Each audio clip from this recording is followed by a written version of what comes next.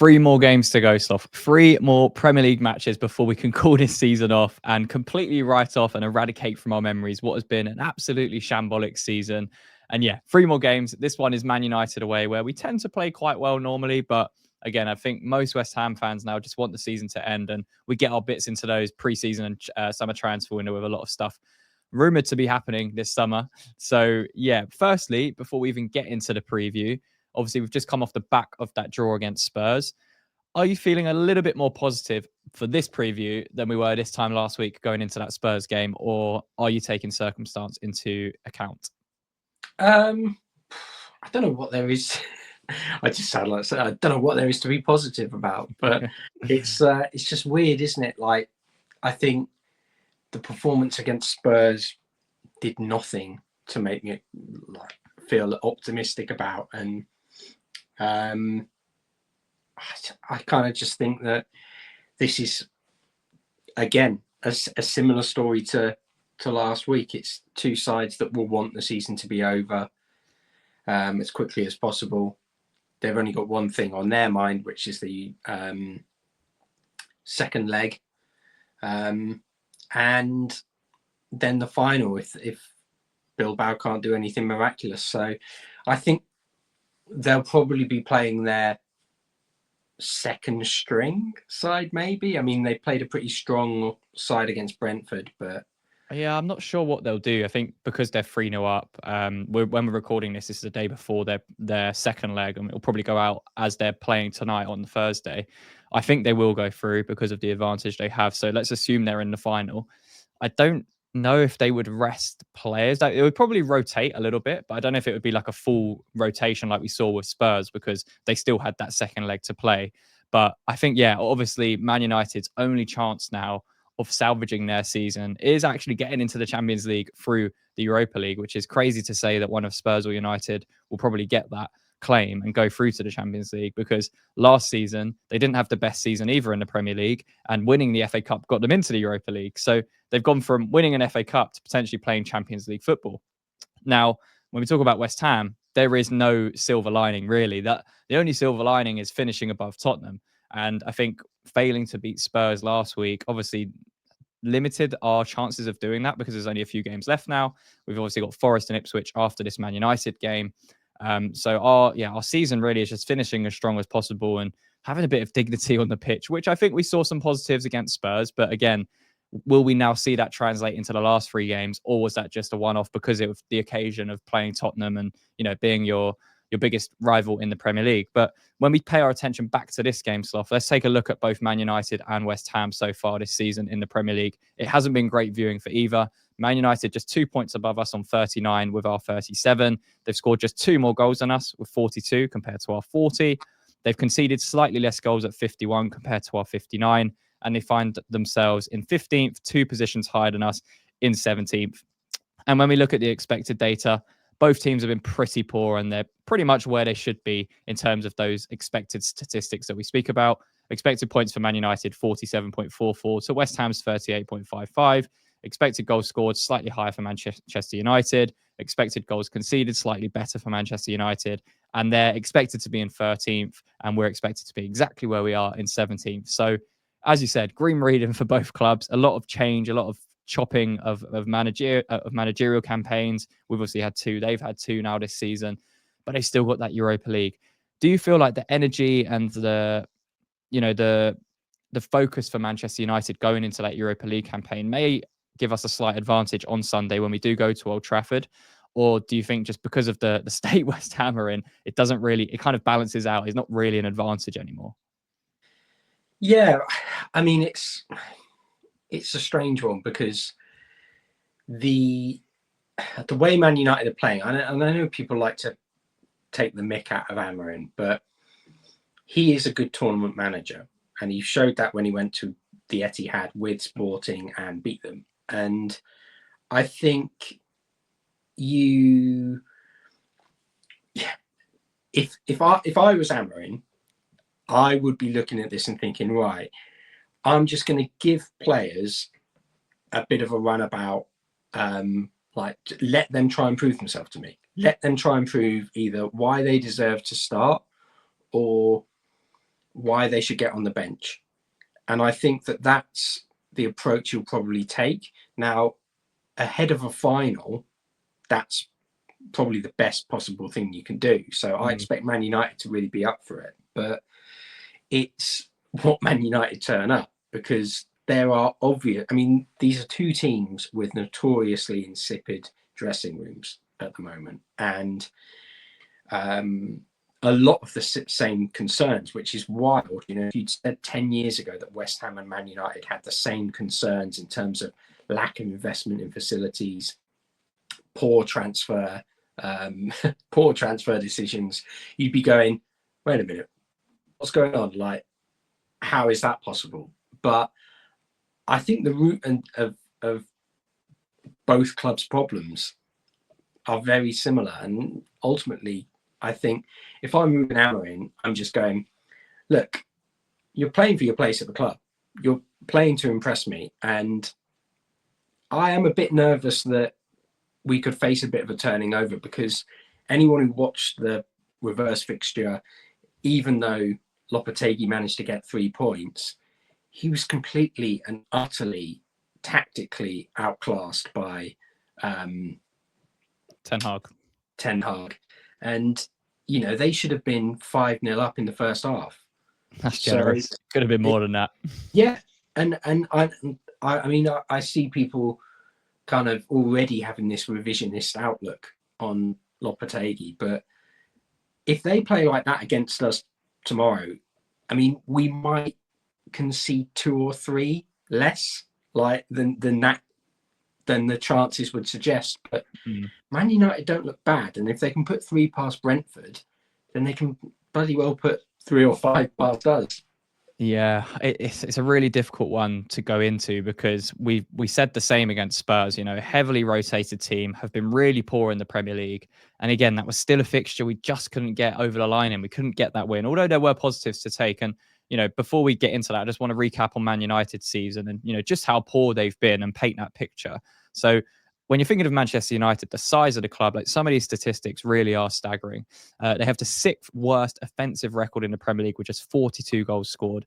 They have the 8th worst expected offensive record with 51.30 expected goals scored. They've got the 9th weakest defensive record in the Premier League. They rank 13th for expected points. They're averaging around 1.2 goals per game and 1.45 goals conceded per game. And they're just averaging over 52% possession in the Premier League so far this season. So, for a club like Manchester United to be in the situation they're in, and not just the situation they're in, but deservedly in the situation they're in the Premier League, paints 1,000 pictures. And I think there are, as you said, there are a lot of correlation between Manchester United and West Ham right now, whether that's internally within the club and the toxicity that's kind of encapsulated both clubs, and where we currently find ourselves, not just, as I said, off the pitch, but on the pitch as well. It hasn't translated into results or performances. But again, Man United still have that Europa League campaign to cling on to. You know, if they could come out of this season with Champions League football, that's an absolute steal, not just for the club, but for Ruben Amorim in the summer, and the players he'll be able to attract, and the different players he'd be able to attract if they did have that status going into next season. But when we talk about West Ham stuff, we've got 3 games to go. We've said off air, we just want this season done. We cannot wait until that summer transfer window comes and we can start to see a few movements, both players exiting the door and also players coming in. How much do you want to see from this final 3 games? What is it you want to see as a fan in these next 3? Starting with Man United, what do we have to do to please you as a fan on Sunday? Is it the result? Is it the performance? Is it the effort? What do you want to see the most? I want to see a good performance and effort. I think the first half against Spurs was what we wanted. You know, there was lots of players physically working hard. They were snapping into tackles and putting themselves about. They were putting pressure on Spurs, and I think, bar it being a Sunday league or pub level goal that we didn't concede, you know, there are some positives there. But for me, I just want to see a bit of professionalism.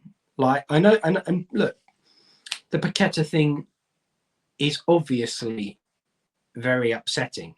It's a very tough time for him and his family, and I completely sympathise with the idea that he may not mentally be fit for the remaining games. He might not be in the right headspace. So I think that while I sympathise and the case with him is involving football, I do also kind of think, well, if you're not going to play, why should we pay you? Like, so I think he needs to do a lot more. He needs to do a lot more and turn this situation into one where he is ending his time with us on a high. Because otherwise, I think people will get the wrong idea about the last season and a half with him, because it's, as I mentioned, it's a very difficult time for him. But at the end of the day, if there's controversy over your head and you're an athlete, you have to perform. You have, Yeah. And I want to see a bit of fight, not just from him, but from the entire side. They have to be giving Potter a reason for them to stay longer than the summer window. And Yeah. I don't know. I'm just cynical with this side. I think we spoke about movements in the transfer window. I think it's bowel movements at the moment is more what West Ham have the issue with. And yeah, just got to hope it's more outgoings of that kind than incomings. Yeah, no, I completely agree. I think it's also, it's a great point that you made there. We've only got 3 games left, and for some of these players, it could be their final 3 games in a West Ham shirt. And players not only that were considered our best players, the likes of Kudus, the likes of Paqueta, even the likes of Edson Alvarez, who looks like he's been frozen out of the squad. These are deemed more of the higher caliber players in that West Ham squad. And last season, Kudus and Paqueta, especially in the first half of the season, they were fantastic. And Paqueta instrumental to what we did in the Europa Conference League as well. And when we signed Paqueta, the hype around that signing was immense. When we brought him to the London Stadium, same with Kudus as well. These are talented footballers. We need to see that in this last 3 games, regardless or irrespective of the situation, because when you go onto that pitch, you have to just be focused on the football. You have to be. You can't let external factors, which can be difficult for the likes of Paqueta, but you can't let it get into what you're doing on the pitch. And as you say, it's not just those. It's like the whole team this season. We go back to my question for you, Sloth, of what you want to see against Man United. I want to see intensity. I want to see application. I want to see players that do care. It's easy for us to sit here as fans for this last few games and write off the season. But to be honest, we're within our rights of doing that because of how poor the season has gone and the situation we now find ourselves in. But the players have to take responsibility now. They have to finish on a high and go into the summer transfer window in a positive kind of mindset.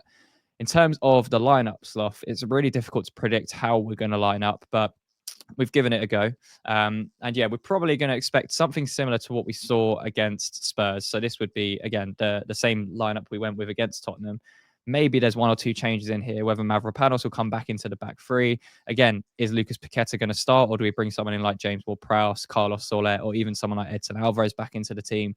Does he give someone like Luis Guilherme some minutes? Again, quite a few different situations or scenarios we could find ourselves in. But for me, again, it's all about application, all about intensity, all about how we go to Old Trafford, not just go to Old Trafford and, pass the ball about backwards and sideways and not really care about the result or outcome. We need to go there and try and win. This is a Manchester United team that are extremely poor, extremely poor. And as you said, they're going to have Europa League football on the Thursday night. When it comes to Sunday afternoon, we have to be on it, because it's not, how many times have we won at Old Trafford in the Premier League? I can't remember the last time. Maybe 2. Was it when we did the Great Escape? Was that the last time we beat them in the league? I think we beat them a couple of seasons ago in the Carabao Cup when Lanzini scored. But other than that, we haven't actually managed to beat Man United at Old Trafford for a significant period. So, going to these places like Arsenal, like Liverpool, like United, there's still credibility in that fact of going there and winning, regardless of how good they've been this season. So are you confident going there on Sunday? That would be my question to you. I'm not confident.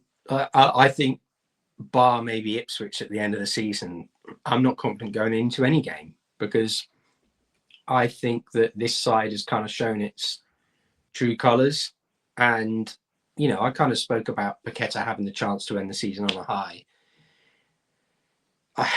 I think a lot of these players, they've had a chance to really perform.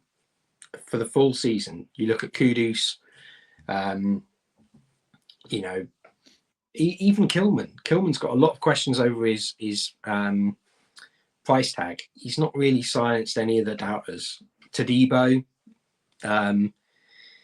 he seems more interested in safeguarding against any sort of potential weight loss than than playing football. And I think it's got to be a point where they really sort their ideas out. And if they want to move away, put yourself in the shop window and perform well, because at the moment, if Kudus has a £85 million release clause, he's not getting anywhere near that.